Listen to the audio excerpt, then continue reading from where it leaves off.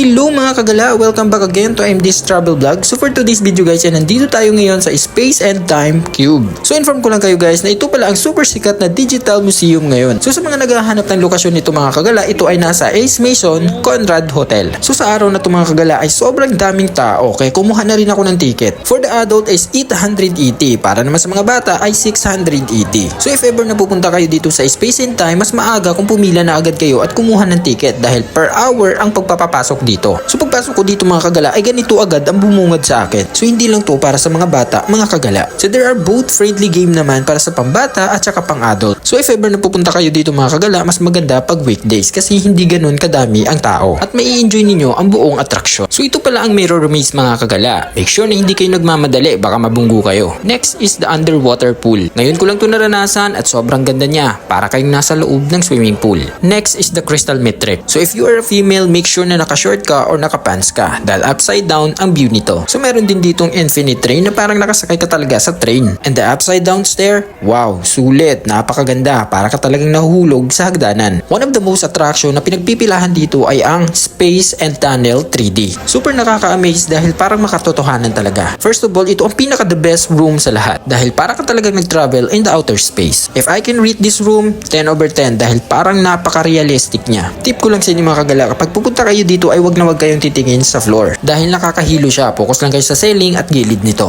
If you are here mga kagala, I hope that you can enjoy it. Take a picture, take a video, and enjoy. Alam ko na maraming tao at sana mahaba ang inyong pasensya para makakuha kayo ng magandang spot. So hanggang dito na lang tayo mga kagala. Maraming salamat sa nanood. See you in my next video. Bye bye!